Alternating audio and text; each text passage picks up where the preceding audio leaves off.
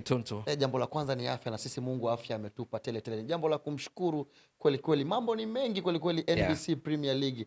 Moja wapo ni kuhusu Pedro Pacome Zouzoua. Amewaka kweli kweli. Nikasema hapa leo nipate nafasi ya wewe bwana kumchakata na kumpepeta Pedro Pacome Zouzoua kitakwimu kwa kuzingatia zile small details. Labda kwa haraka tu Pacome, labda unazungumzia hizo mechi 3 zilizopita kwa sababu Pacome hizo ndio zake. Akiwa tofauti ndio mjadala, lakini kuhusu yeye kuwaka kufanya vizuri amedamshi, hii ni kawaida kwake. Ndio maana majeraha yule, ndio hicho ninachokisema. Ndio maana nazungumzia mechi 3 zilizopita kwa sababu hivi karibuni alipata mtikisiko kwa maana ya kuumia. Na wakati anaumia alikuwa tayari ameshachangia mabao 5. Yaani kuchanganya assist na mabao aliyofunga. Sasa kutoka kuumia, kutoka kuwa majeruhi na kurudi uwanjani na hiki anachokifanya, ana haki ya kuzungumziwa kwa namna unavyoisema. Lakini yeye kumbuka tu kwamba chochote anachokifanya hiki ni mwendelezo wa kile ambacho amekuwa akifanya mara kwa mara. Kabla kutoa Yanga alishakuwa MVP katika ligi kuu ya Ivory Coast. Ametoa Yanga, amekuwa miongoni mwa wachezaji bora sana. Msimu uliopita Yanga wakati kitoa ubingwa wa 4 mfululizo wa ligi kuu Tanzania bara, Yanga ikiweka rekodi ya mabao 83. Ikipata pointi 82. Kwa hiyo ilifunga mabao mengi kuliko pointi na kumaliza na pointi 82 ambayo ni performance ya 91%. Pacome alikuwa miongoni mwa wale ambao wamechangia mafanikio yake kwa kiasi kikubwa. Pacome kabla ya kutaja namba kwenye kushambulia, yeye ana ya ziada. Ni kiungo ushambuliaji ndio, lakini ni kiungo ushambuliaji mbunifu ambaye yuko tofauti na wengi wa namna yake, kwa sababu wengi wa namna yake waliojaliwa kipaji na Mwenyezi Mungu katika kuwa na mpira, kudribble, kupokea mpira ya kwanza, kupiga chenga, ana mambo mengi ya kufanya. Huwa ni wavivu katika kutekeleza majukumu ya kiulinzi pindi timu inapoteza mpira. Sasa Pacome kwenye kuzuia pia yuko vizuri mno. Hakika sana, yuko vizuri sana. Sasa ndio maana kwenye hizi mechi 3 zilizopita akiwa ametoka kuwa majeruhi, anastahili pongezi zake kwa sababu kwenye hizi mechi 3 wanashinda Yanga mabao 12 kwa ujumla, hawajaruhusu bao. Mechi dhidi ya Tanzania Prisons Yanga wanashinda 3-0. Mechi dhidi ya Pamba Yanga wameshinda 3-0. Mechi dhidi ya Mbeya City Yanga wanashinda 6-0. Mechi 3 mabao 12. Sasa ukizama ndani zaidi katika hicho tunachosema kwenye small details, utagundua Pedro Pacome Zouzoua kwanza amefunga mabao 3, si ndio? Ndio. Kama unakumbuka vizuri, mechi dhidi ya Mbeya City kafunga mabao 2. Mechi dhidi ya Tanzania Prisons kafunga bao la 3 kama unalikumbuka, ambalo lilifanana na bao la pili katika mechi dhidi ya Mbeya City. La pili sio kwa Yanga, la pili kwake. Kwa sababu tumesema kafunga mabao 2 kama unakumbuka vizuri. Ndio. Bao la pili ni lile ambalo alipata mpira kutoka kwa Prince Pumelo Dube, aliyekuwa ameupata kutoka kwa Ibra Baka, aliyekuwa ametoka kumfanyia madhambi Eliud Ambokile, lakini mwamuzi hakuwa ameona kama ni madhambi kama nakumbuka vizuri. Mechi kaendelea, pasi ya mwisho ikamkuta Pedro Pacome Zouzoua. Ni umbali mrefu, alikimbia nao kwa kiasi kikubwa, akaja Kevin Pemba King akampiga chenga kali kama unakumbuka vizuri. Alimgaragaza kweli kweli. Yes, akafunga lilo bao kwake la pili, lakini kwa ufupi likawa ni miongoni mwa mabao 6 yaliyofungwa na Yanga katika mchezo dhidi ya Mbeya City. Kwa hiyo ukiangalia na bao lilofunga dhidi ya Tanzania Prisons nalo lilifanana, kwa maana kwamba alienda umbali mrefu, lakini aliathirika katika bao hilo alilofunga mechi dhidi ya Tanzania Prisons. Hakuwa beki, alikuwa ni golikipa Musa Joji Mbisa, alibwagwa naye kwa chenga kali, akaweka mpira wavuni. Ilitaka kufanana na ile bao ambalo aliyepigwa chenga alikuwa Kevin Pemba King. Kwa hiyo katika mechi 3 zilizopita hizi kafunga mabao 3. Bao dhidi ya Tanzania Prisons, mabao 2 dhidi ya Mbeya City. Lakini katika mechi hizi 3 Pacome ameshiriki katika kutoa assist kama unakumbuka vizuri. Mechi hii dhidi ya Mbeya City alitoa assist bao la kwanza lilofungwa na Dube kwa kichwa. Ilikuwa ni mpira wa kona, akapiga ile tunasema pinpoint corner. Yaani imeenda kwenye kichwa cha aliyemlenga. Akafunga Dube ile bao la kwanza kati ya mabao 6. Kwa unagundua alikuwa na assist 1 katika mechi 3, amefunga mabao 3, amechangia mabao 4 moja kwa moja. Lakini ukizama ndani zaidi kwenye unasema small details, Pacome kwenye mabao 12 ya Yanga amechangia mabao mengine manne, mbali na manne ya kufunga na assist, lakini kuna pre-assist. Watu wengi wamekuwa kijadili sana mabao na assist, lakini kuna kazi kubwa hufanywa pia na wanaotoa pasi kabla pasi saidizi ya bao. Kwa maana kuna ufanisi mkubwa wanaotumia wale kutoa ile pre-assist. Hakika Pacome katika mechi ambayo Yanga walishinda 3-0 dhidi ya Pamba Jiji kwenye uwanja wa CCM Kirumba pale jijini Mwanza, bao moja wapo ni pre-assist yake na lilikuwa ni bao la pili. Kama unakumbuka vizuri, alitoa pasi kwa Israel Patrick Mwenda. Kwa watazamaji wako JM News TV, napozungumza pre-assist na maanisha pasi kabla pasi saidizi ya bao au pasi kabla ya tukio la mwisho la kuzaa bao. Ukijumlisha vyote unagundua Pacome amechangia mabao manne, la kwanza likiwa hilo dhidi ya Pamba Jiji akitoa pre-assist kwenda kwa Israel Patrick Mwenda.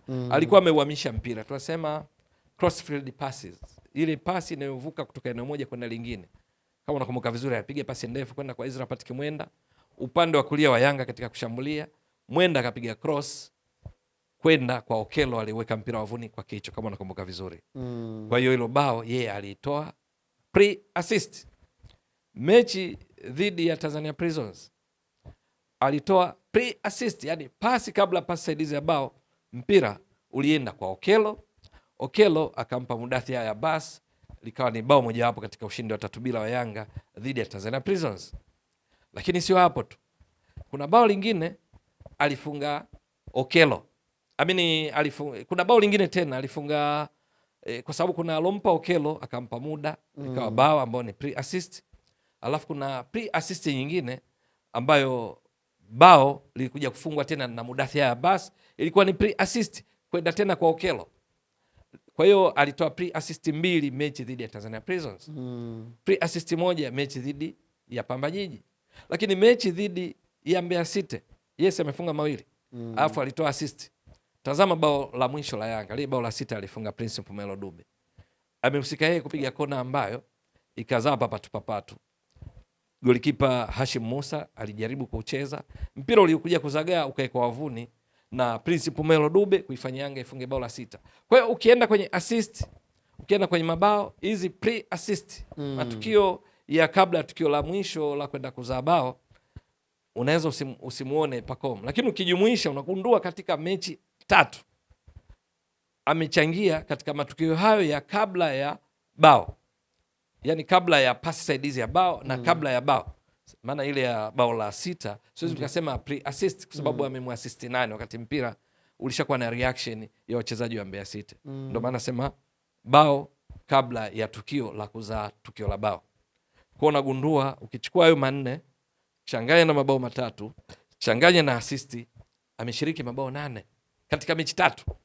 Sasa mabao 8 katika mechi 3 ambazo Yanga wamefunga mabao 12. Unagundua ameshiriki kwenye mabao 8 kati ya 12, ukiweka katika asilimia ni around asilimia 67 ya mabao yote ya Yanga katika mechi 3 Pacome ameshiriki, kwa maana ya 4 yatokanayo na 3 ya kufunga mwenyewe, ambayo 3 katika mabao 12 ni asilimia 25, lakini kuna 1 ambalo ni assist.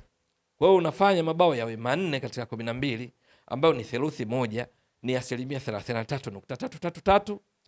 Ukiongeza na zile pre-assists, ndipo unapata na tukio lile la kona ya mwisho ya kwake ilienda kuzaa bao, unapata mabao 8 ambayo ni asilimia 67. Yupo kwenye kiwango bora sana, ni tishio na ugumu kwa wapinzani wa Yanga, kwa walinzi wa timu pinzani katika kukabiliana na Pedro Pacome Zouzoua.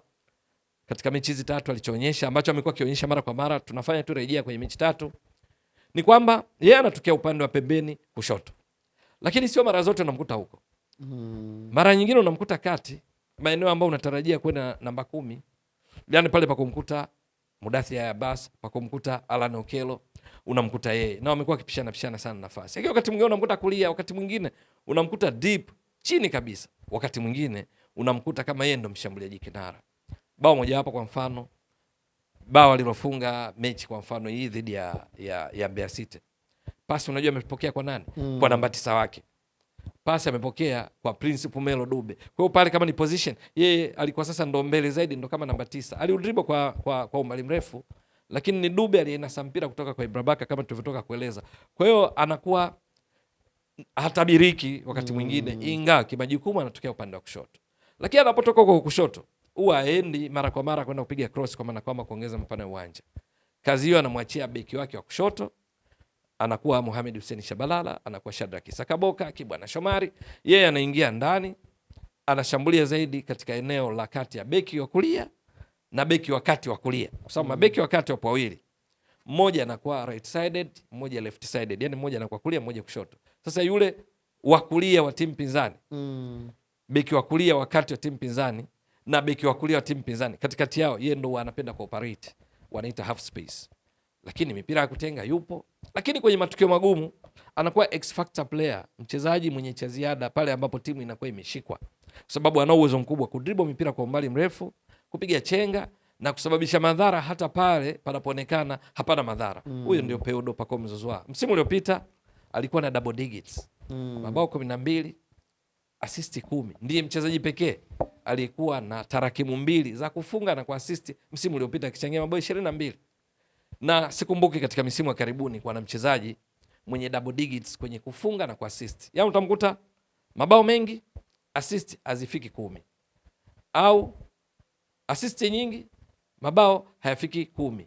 Yeye ana double digits kwa sababu mabao yalifika 10 ambayo ni 12, assist 10, jumla mabao 22. Ndio maana alikuwa miongoni mwa wachezaji waliokuwa kitajwa kuwania tuzo za MVP ambazo hazijatolewa mpaka sasa na mamlaka husika, lakini alikuwa kwenye kiwango bora sana wakati ikisaidia Yanga kutoa ubingwa wa 4 mfululizo. Na msimu kwa mechi 3 alizoonyesha hizi za karibuni baada ya kutoka kuumia, ukichanganya zile mechi za mwanzo, yeye ni miongoni mwa wachezaji wanaoperform vizuri sana kiasi ya kwamba kama Yanga watatetea taji lao la ligi kuu Tanzania bara kwa mara ya 5 mfululizo, hakika yeye atakuwa miongoni mwa wale ambao watakuwa wamefanikisha mpango huo wa kocha Pedro Gonçalves, benchi lake la ufundi, lakini na management ya Yanga. Magoli mazuri mzee wa data, wewe unayajua by the way. Yeah. Jana Yanga ameshinda goli 6 moja kwa moja. Yeah. Kati ya Lili, kati ya yote ile 6, niambie goli lako pendwa kati ya yale, lipi ambalo limekuvutia zaidi? Yamenivutia zaidi mabao mawili. Moja la Mohamed Hussein Shabalala, kutokana na pasi kali iliyopigwa na Alan Okello, akiwa anajiamini kabisa, anapiga mpira ambao projectile yake, yani unaenda kwa kupinda juu, unashuka, unawaruka wachezaji wa Mbeya City kikatili, halafu unamwendea Mohamed Hussein Shabalala ambaye ni beki 3. Kumbuka ni beki wa kushoto.